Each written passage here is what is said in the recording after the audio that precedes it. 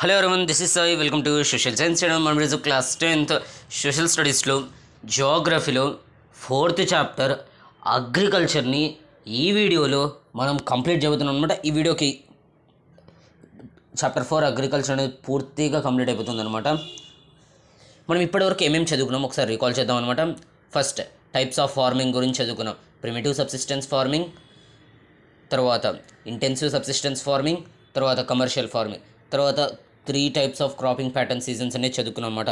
తర్వాత food crops చదువుకున్నాం. Rice, wheat, millets, maize, తర్వాత పల్సెస్, మళ్ళీ గ్రెయిన్స్ గింజలు కాకుండా వేరే ఫుడ్ క్రాప్స్ వచ్చేసి sugar cane, oil seeds, tea, coffee, horticulture crops అంటే ఫ్రూట్స్ అండ్ వెజిటేబుల్స్ అనమాట. తర్వాత నాన్ ఫుడ్ క్రాప్స్లో rubber, fibre crops, cotton, jute అనమాట. ఇక్కడ వరకు మనం చదువుకున్నాం అనమాట. ఇప్పుడు ఈ వీడియోలో మనము technological and institutional reforms took place in the agricultural sector అవి చదువుకోబోతున్నాం అనమాట. ఇంకా last topic Bhoodan Gramdan moment అనేది ఉందన్నమాట. వెరీ సింపుల్ అనమాట. ఈ టెక్నాలజికల్ అండ్ ఇన్స్టిట్యూషనల్ రిఫార్మ్స్ అనేది చాలా ఇంపార్టెంట్ అనమాట. ఎందుకంటే మన యొక్క ఎన్ఎంపీ 2025 అంటే న్యూ మోడల్ పేపర్ 2025 దాంట్లో మనకు 8 మార్క్స్కి వస్తుందని తెలిసి ఈ చాప్టర్ ఏ క్వశ్చన్ అడిగినాడు తెలుసా? What are the technological and institutional reforms took place in the agricultural sector అని అడిగినారనమాట. రాయాల్సి ఉంటుంది. అప్పుడు ఈ మ్యాటర్ అంతా మనం ఈజీగా అర్థం పెట్టుకోవడానికి ఒక స్టోరీ టైప్ చదువుకుంటూ పోదాం అనమాట. It was mentioned in the previous pages that agriculture has been practised in India for thousands of years. మన యొక్క భారతదేశంలో వ్యవసాయము చాలా వేల సంవత్సరాల నుండి చేస్తున్నారు, ఇప్పటికీ చేస్తున్నారు కూడా. Sustained uses of land without compatible techno institutional changes have hindered the pace of agricultural development. మనము ల్యాండ్ మీద కంటిన్యూస్గా అగ్రికల్చర్ చేయడం వల్ల వితౌట్ యూజింగ్ కొత్త కొత్త టెక్నాలజీ ఇన్స్టిట్యూషనల్ చేంజెస్ ఏవైతే ఉన్నాయో వాటిని యూజ్ చేయకోకుండా ఒక ల్యాండ్లో మనం అగ్రికల్చర్ చేయడం వల్ల ఆ ల్యాండ్ యొక్క ఫర్టిలిటీ కావచ్చు, ఆ ల్యాండ్ కావచ్చు, పూర్తిగా డ్యామేజ్ అయిపోయింది అనమాట.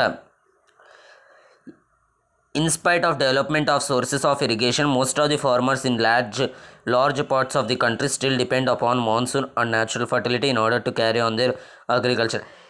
ఈ టెక్నో ఇన్స్టిట్యూషనల్ చేంజెస్ ఏవైతే ఉన్నాయో వాటిని రైతులు ఉపయోగించలేకపోతున్నారు. ఎందుకంటే అవి కాస్ట్ ఎక్కువ అనమాట. ఈ రోజుటికి కూడా మన ఇండియాలో ఇరిగేషన్ ఫెసిలిటీ అనేది చాలా బాగుంది. కానీ ఈ రోజుటికి కూడా చాలామంది రైతులు కేవలం రైనీ సీజన్ మీద అంటే రెయిన్ఫాల్ మీదనే డిపెండ్ అయి ఉన్నారనమాట ఇరిగేషన్ పర్పస్ కోసం. అలాగే ఫర్టిలైజర్స్ ఉన్నాయి మనకు, కెమికల్ ఫర్టిలైజర్స్ ఏది మార్కెట్లో, కానీ వాటిని వాడట్లేదు. కేవలం ల్యాండ్ యొక్క న్యాచురల్ ఫర్టిలిటీ మీదనే డిపెండ్ అయి ఉన్నారనమాట మన farmers. For a growing population this possess A serious challenge. ఇలా వ్యవసాయం చేయడం వల్ల మన ఇండియాలో అయితే పాపులేషన్ రోజుటికి పెరిగిపోతుంది అనమాట. ఇంత పెరుగుతున్న పాపులేషన్కి, ఇంత పెరుగుతున్న జనాభాకి ఖచ్చితంగా ఎక్కువ ఫుడ్ అనేది అవసరం. ఎక్కువ ఫుడ్ మనం ప్రొడ్యూస్ చేయాలంటే లిమిటెడ్ ల్యాండ్లో ఖచ్చితంగా మనము కొన్ని మెథడ్స్ అనేటివి వాడాలి. దానివల్ల ప్రొడక్షన్ అనేది ఇంక్రీజ్ అవ్వాలన్నమాట మనకు. Agriculture which provides livelihood for more than 60% of it's population needs some serious technological and institutional reforms. మన ఇండియాలో దాదాపు మన యొక్క పాపులేషన్లో 60% పీపుల్ యొక్క లైవ్లీహుడ్ అగ్రికల్చర్ అన్నమాట. వాళ్ళ యొక్క లైవ్లీహుడ్ సక్రమంగా జరగాలి అంటే ఖచ్చితంగా న్యూ టెక్నో ఇన్స్టిట్యూషనల్ చేంజెస్ అనేవి ఖచ్చితంగా కావాల్సిందే అనమాట. అప్పుడే వాళ్ళ యొక్క బిజినెస్ అనేది పెంచుకోగలుగుతారు, వాళ్ళ యొక్క జీవితం అనేది సాఫీగా జరుగుతుందన్నమాట. థస్ ఇప్పుడు ప్రాబ్లం ఏమి, టెక్నో ఇన్స్టిట్యూషనల్ చేంజెస్ ఏవైతే వస్తాయో వాటిని వాడట్లేదు అనమాట. ఓకేనా? అవి వాడేట్టుగా మనం చేయాలన్నమాట. సొల్యూషనే అది మనకు. ఇప్పుడు దానికోసం ఏమేమి తెచ్చినారో ఫస్ట్ పాయింట్ చూద్దాం అనమాట. ఇది ఇంట్రడక్షన్. ఇది మినిమం 1-2 పాయింట్స్లో అయిపోతుంది అనమాట. ఓకేనా? 1-2-3 పాయింట్స్లో అయిపోతుంది. ఇది 4th పాయింట్ అనమాట. ఇప్పుడు thus collectivisation, consolidation of holdings, cooperation and abolition of zamindari etcetera were given priority to bring about institutional reforms in our country after independence. మన ఇండియాకి ఇండిపెండెన్స్ ఎప్పుడు వచ్చింది? 1947 తర్వాత. ఇండిపెండెన్స్ వచ్చినాక మన ఇండియాలో అగ్రికల్చర్ సెక్టర్ యొక్క డెవలప్మెంట్ కోసం ఏమేం చేసినారు అంటే కలెక్టివైజేషన్ ప్రోగ్రామ్ అనమాట. గుర్తెచ్చుకోండి, 9th class history second lesson Stalin బాబాయ్. కలెక్టివైజేషన్, తర్వాత కన్సాలిడేషన్ ఆఫ్ హోల్డింగ్స్. ఏవేవైతే చిన్న చిన్న ప్లాట్స్ ఉంటాయో వాటిని గవర్నమెంట్ తన యొక్క హామీలోకి తీసేసుకొని వాటిని అన్నింటినీ కలిపి రైతుల చేత పెద్ద ల్యాండ్లో క్రాప్స్ అనేది పండిస్తుందన్నమాట. తర్వాత అబాలిషన్ ఆఫ్ జమీందారీ. ఈ రైతుల మీద, సన్నకారు రైతుల మీద జమీందారులు ఎవరైతే ఉంటారో వాళ్ళు ఎక్కువ ట్యాక్స్ అనేది విధిస్తారనమాట. దాన్ని అబాలిష్ చేసిందనమాట ఇండిపెండెన్స్ తర్వాత government. Land reform was the main focus of our first 5-year plan. మన యొక్క ఫస్ట్ 5-year ప్లాన్ 1952 to 1957. ఆ 5-year ప్లాన్లో మెయిన్ టార్గెట్ వచ్చేసి ల్యాండ్ రిఫార్మ్స్ అనమాట. The right of inheritance had already lead to fragmentation of land holdings necessitating consolidation of holdings. మనం అప్పుడే చదువుకున్నాం, right of inheritance వల్ల నెక్స్ట్ రాబోతున్న జనరేషన్స్ మధ్య ల్యాండ్ అనేది డిస్ట్రిబ్యూట్ అవుతూ వెళ్తుందని. అర్థమవుతుందా? దీనివల్ల ల్యాండ్ హోల్డింగ్స్ ఆల్రెడీ తగ్గిపోయినాయి. ఇలా తగ్గిపోయిన ల్యాండ్ మీద మనం ఖచ్చితంగా కొన్ని మెథడ్స్ అనేవి వాడాలన్నమాట ప్రొడక్షన్ ఎక్కువ చేయడానికి. The laws of land reforms were enacted but the implementation was lacking or lukewarm. ఎన్ని రిఫార్మ్స్ కావచ్చు, ఎన్ని లాస్ కావచ్చు, ఎన్ని స్టెప్స్ అన్న తీసుకొని అవి మాత్రం సక్సెస్ అనేది చూపించట్లేదు అనమాట మనకు అగ్రికల్చరల్ సెక్టర్లో. ల్యూక్వామ్ అక్కడక్కడే ఉన్నాయన్నమాట. The government of India embarked upon introducing agricultural reforms to improve Indian agriculture in the 1960s and 1970s. First independence తర్వాత కలెక్టివైజేషన్ ఏంది, కన్సాలిడేషన్ ఆఫ్ ల్యాండ్ హోల్డింగ్స్, తర్వాత అబాలిషన్ ఆఫ్ జమీందారీ ట్యాక్సెస్ ఇవన్నీ తెచ్చినారు. తర్వాత land reforms first year plan ఉంది మన main target. ఇవన్నీ తెచ్చినా కూడా డెవలప్మెంట్ అనేది అట్లట్లా మాత్రమే ఉంది. మళ్ళీ 1960s 1970sలో గవర్నమెంట్ చాలా లాస్ అనేది చేస్తుందన్నమాట. చాలా అగ్రికల్చరల్ రిఫార్మ్స్ అనేవి చేస్తుందన్నమాట. రిఫార్మ్స్ అంటే మార్పులు అనమాట. ఎప్పుడు 1960s మరియు 1970sలో. దానికి ఒక example the green revolution based on the use of package technology and the white revolution. Green revolution అనేది మనకు టెక్నాలజీ మీద, అలాగే వైట్ రెవల్యూషన్ మరొక పేరు వచ్చేసి ఆపరేషన్ ఫ్లడ్ అనమాట. మనకు 1960s 1970sలో గవర్నమెంట్ మళ్ళీ చాలా అగ్రికల్చరల్ రిఫార్మ్స్ అనేవి తెచ్చింది అనమాట. దాంట్లో రెండే, గ్రీన్ రెవల్యూషన్, వైట్ రెవల్యూషన్ అనమాట. Were some of the strategies initiated to improve the lot of Indian agriculture. Indian అగ్రికల్చర్ని ఇంక్రీజ్ చేయడానికి గ్రీన్ రెవల్యూషన్, వైట్ రెవల్యూషన్ రెండు స్ట్రాటజీస్ అనమాట. But this too led to the concentration of development in few selected areas. ఈ revolutions వచ్చినప్పటికీ కొన్ని ప్రాంతాల వరకే ఈ రెవల్యూషన్స్ యొక్క ప్రభావం అనేది మనం చూడగలుగుతున్నాం అనమాట. ఏవి? పంజాబ్, హర్యానా అనమాట. అక్కడే గ్రీన్ రెవల్యూషన్ వచ్చింది. ఈ రోజుకి కూడా అక్కడే క్రాప్స్ అనేవి బాగా పండుతాయి అనమాట. దేర్ ఫోర్ ఇండిపెండెన్స్ తర్వాత చేసినారు కొన్ని, తర్వాత 1960s 1970sలో, మళ్ళీ ఇప్పుడు 1980s 1990sలో 3 పార్ట్స్ అనమాట. A comprehensive land development program was initiated which included both institutional and technological reforms. 1980sలో 1990sలో మనకు ఒక ల్యాండ్ డెవలప్మెంట్ ప్రోగ్రామ్ అనేది ఇనిషియేటెడ్ చేసినారనమాట. ఆ ల్యాండ్ డెవలప్మెంట్ ప్రోగ్రాంలో బోత్ టెక్నాలజికల్ రిఫార్మ్స్ ఉన్నాయి, తర్వాత ఇన్స్టిట్యూషనల్ రిఫార్మ్స్ ఉన్నాయి. మనం ఇప్పటివరకు ఇన్స్టిట్యూషనల్ రిఫార్మ్సే చదువుకుంటూ వస్తున్నాం, కొన్ని టెక్నాలజీకి చదివినాం. ఇప్పుడు both technological, institutional reforms both తెచ్చినారనమాట మనకు. Provision for crop insurance against drought, flood, cyclone, fire and disease. establishment of Grameen banks, cooperative societies and banks for providing loan facilities to the farmers at lower rates of interest were some important steps in this direction. ఇప్పుడు చూడండి, institutions అనేది establish చేసింది అనమాట government. ఆ ఇన్స్టిట్యూషన్స్ని establish చేసి ఫార్మర్స్కి insurance అనేది ఇవ్వడం మొదలుపెట్టిందనమాట. దేనికి అగేనెస్ట్గా? కరువుకు, తర్వాత వరదలకు, సైక్లోన్స్కు, తర్వాత పంట ఏదైనా కాలిపోతే దానికి, తర్వాత పంట నష్టం ఏదైనా డిసీజ్ వచ్చి నాశనం అయిపోతే దానికి. ఆ ఇన్స్టిట్యూషన్స్ ఏవో తెలుసా? గ్రామీణ బ్యాంక్స్ అనమాట. కోఆపరేటివ్ సొసైటీస్ ఎస్టాబ్లిష్ చేసినారు. అలాగే ఫార్మర్స్కి లోన్ ఫెసిలిటీస్ చీప్ చేసేసినారనమాట క్రెడిట్ అనే. కానీ ఈ రోజుకి కూడా ఏ బ్యాంకులోనూ రైతుకి పడే ఇంట్రెస్ట్తో రిచ్ పర్సన్స్కి పడే ఇంట్రెస్ట్ పోలిస్తే రైతుదే ఎక్కువ ఉంటుందన్నమాట, రిచ్ పర్సన్స్ది తక్కువ ఉంటుందన్నమాట. ఎంత అన్ఫేర్ గమనిస్తున్నారో మీరు. ఇక్కడేమో చెప్తున్నారు బుక్స్లో రైతులకి లోన్ ఫెసిలిటీస్ బాగా ఇవ్వాలి, చీప్ క్రెడిట్ అనేది ఇవ్వాలి అని. కానీ ఇది మనకు రియల్గా అనేది జరగదన్నమాట. Kisan credit card, personal accident insurance scheme KCC, Kisan credit card, తర్వాత personal accident insurance scheme PAIS. ఇవన్నీ కొన్ని స్కీమ్స్ అనమాట మన గవర్నమెంట్ ద్వారా ప్రొవైడ్ అనేది farmer scheme. Moreover special weather bulletins and agriculture programmes for farmers were introduced on the radio and television. అలాగే టెలివిజన్లోను రేడియోలోను రైతులు ఎటువంటి పంటలు వేయాలి, ఎటువంటి కాలానికి ఏ భూమి మీద ఏ పంటలు వేయాలి అటువంటి సమాచారాలు ఇవ్వడం మొదలుపెట్టినారనమాట. మనకి ఈ రోజుకి కూడా ఈటీవీ తెలుగులో మనకు టీవీలో పొద్దున్నాలకు ఉదయానికే మార్నింగ్కే అన్నదాత అనేది ప్రోగ్రామ్ వస్తుందన్నమాట. 6:30 to 7 అనుకుంటా, లేకుంటే 6 to 7 అనుకుంటా, కరెక్ట్ గుర్తులేదు. అర్థమవుతుందా? అది ఫార్మర్స్ కోసం, ఫార్మర్స్ యొక్క లైవ్లీహుడ్ బాగుండడం కోసం చేస్తున్నారన్నమాట ఈ స్టెప్స్ అనేటివి.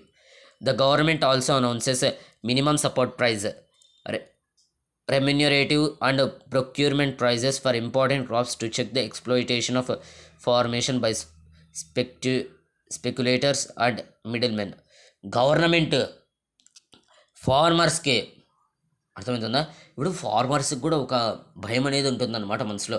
ఎటువంటి భయం అంటే, నేను ఇప్పుడు ఈ పంట అనేది వేస్తాను, ఒకవేళ నా పంట పండేకి ఒక 3 months 4 months అనేది టైం తీసుకుంటుంది. ఆ 4 months 3 months తర్వాత నేను వేసిన పంట యొక్క వాల్యూ అనేది తగ్గిపోయిందనుకో, నాకు నష్టం వస్తుంది. అప్పుడు ఏం చేయాలి అని ఒక భయం అనేది ఉంటుందన్నమాట. ఆ భయం తొలగించడానికి గవర్నమెంట్ ఏం చేసింది, మినిమం సపోర్ట్ ప్రైజ్ అనేది తెచ్చిందనమాట. ఎంఎస్పి అంటాం అనమాట.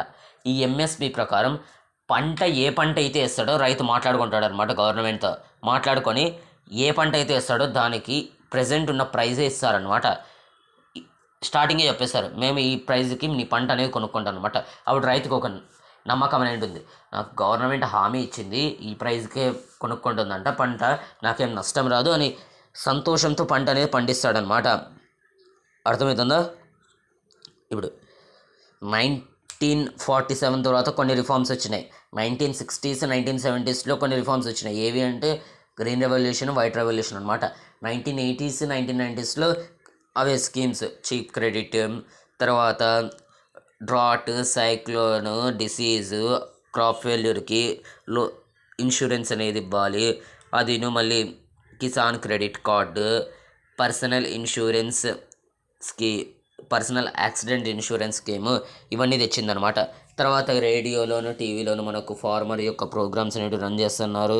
తర్వాత ఎంఎస్పి అనేది అనౌన్స్ చేస్తారు గవర్నమెంట్. ఇవన్నీ రిఫార్మ్స్ అనమాట టుక్ place in the agriculture sector. ఇప్పుడు లాస్ట్ టాపిక్, దీని మీద కూడా 8 marks అనేది వస్తుందన్నమాట. Explain the Bhoodan Gramdan moment అనమాట. మీరు ఒకటి అర్థం చేసుకోండి, ఈ చాప్టర్లో మనకు ఎక్కువగా ఫ్యాక్ట్స్ అనేవి ఉన్నాయి. ఆ ఫ్యాక్ట్స్ అడగడం పక్కన పెడితే ప్రాబిలిటీ అనేది చాలా తక్కువ ఉంది ఆ ఫ్యాక్ట్స్ అడిగే దాంట్లో. ఇది ప్యాసేజ్ టైప్ క్వశ్చన్ అన్నమాట. ఇది ఇన్స్టిట్యూషనల్ టెక్నాలజికల్ రిఫార్మ్స్, తర్వాత భూదాన్ గ్రామ్దాన్ మూమెంట్. కాబట్టి ఇవి రెండు బాగా గుర్తుపెట్టుకోవాలన్నమాట మనము. Mahatma Gandhi declared Vinoba Bhave as his spiritual heir. Heading మళ్ళీ అర్థం చేసుకుందాం, కథ ఏందో అర్థం చేసుకుందాం అనమాట. మహాత్మా గాంధీజీ, ఓకే, అతను వినోబా భావే అనే ఒక వ్యక్తి ఉన్నాడు అనమాట.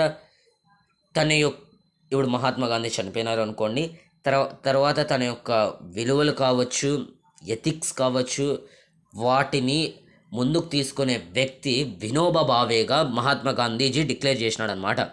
He also participated in satyagraha as one of the foremost satyagrahis. అలాగే సత్యాగ్రహలో కూడా వినోబా భావే పార్టిసిపేట్ చేసినాడు అనమాట. He was one of the votaries of Gandhiji's concept of Gram Swarajya. Mahatma Gandhi యొక్క ప్రతి ఐడియాలజీని బాగా వినేవాడు అనమాట వినోబా భావే. అతడే అలాగే గాంధీ కాన్సెప్ట్ అయిన గ్రామ స్వరాజ్య దాన్ని కూడా బాగా ఇష్టపడేవాడు అనమాట. ఆఫ్టర్ గాంధీజీస్ మార్టిర్డమ్, గాంధీజీ చనిపోయినాక వినోబా భావే పాదయాత్ర అనేది మొదలుపెట్టినాడు అనమాట. ఎందుకు మొదలుపెట్టినాడంటే గాంధీజీస్ మెసేజెస్ కంట్రీ చుట్టూ స్ప్రెడ్ చేయడానికి మొదలుపెట్టినాడు అనమాట పాదయాత్ర. Once when he was delivering a lecture at Pochampalli in Andhra Pradesh, some poor landless villagers demanded some land for their economic wellbeing. అలా పాదయాత్ర చేస్తూ ఆంధ్రప్రదేశ్లో పోచంపల్లికి చేరుకుంటాడనమాట. ఎవరు? వినోబా భావే. వినోబా భావే స్పీచ్ ఇచ్చేటప్పుడు అక్కడ ఉండే కొంతమంది ల్యాండ్లెస్ అంటే ల్యాండ్ లేని ఫార్మర్స్ వినోబా భావేతో ఇలా అంటాడనమాట, మాకు కొంచెం ల్యాండ్ అనేది ఇస్తే మేము అగ్రికల్చర్ చేస్తాము, గవర్నమెంట్ యొక్క ఎకానమీకి హెల్ప్ చేస్తాము అని మాట్లాడతారనమాట. వినోబా భావే దగ్గర ఏం ల్యాండ్ ఏం లేదు, అతడు ఒక మిడిల్ క్లాస్ వ్యక్తే, అతని దగ్గర ఏం ల్యాండ్ ఉండదు. అందుకు అతడు ప్రామిస్ ఏమీ లేదనమాట, ఖచ్చితంగా ల్యాండ్ ఇస్తానని చెప్పినాడు. ట్రై చేస్తాను అని, అర్థమవుతుందా? ట్రై చేస్తాను అని చెప్పినాడు అనమాట. Vinoba Bhave could not promise it them immediately but assured them to talk to the government of India regarding provisions of land for them if they undertook cooperative farming. కానీ అతడేం ప్రామిస్ చేయాలి, నేను ఖచ్చితంగా ఇస్తాను, మీకు ల్యాండ్ అడిగినారు కదా మేము ఇస్తాము అని ప్రామిస్ చేయాలి. అతడు ఏం చెప్పినాడంటే, కానీ మీకు నమ్మకం అనేది ఇస్తాను, గవర్నమెంట్తో ఖచ్చితంగా మాట్లాడతాను, మీకోసం మీకు ల్యాండ్ ఇవ్వమని, భూమి ఇవ్వడానికి మాట్లాడతాను అనమాట అని చెప్పినాడు అనమాట Vinoba Bhave. Suddenly, Sri Ramachandra Reddy stood up and offered 80 acres of land to be distributed among 80 landless villages. అక్కడ ఉన్న ఒక పెద్ద రైతు, ల్యాండ్ లార్డ్ అనుకోవచ్చు, అతడు వెంటనే లేసి, వినోబా భావే నువ్వు భయపడొద్దు, నా దగ్గర 80 acres ఆఫ్ ల్యాండ్ ఉంది, నేను ఈ విలేజ్లో ఉండే ల్యాండ్లెస్ ఫార్మర్స్కి ల్యాండ్లెస్ ఫార్మర్స్కి నా 80 acres ఆఫ్ ల్యాండ్ ఒక్కొక్క ఎకరం అనేది ఇచ్చేస్తాను అనమాట. 1 acre is equals to 100 cents అనమాట.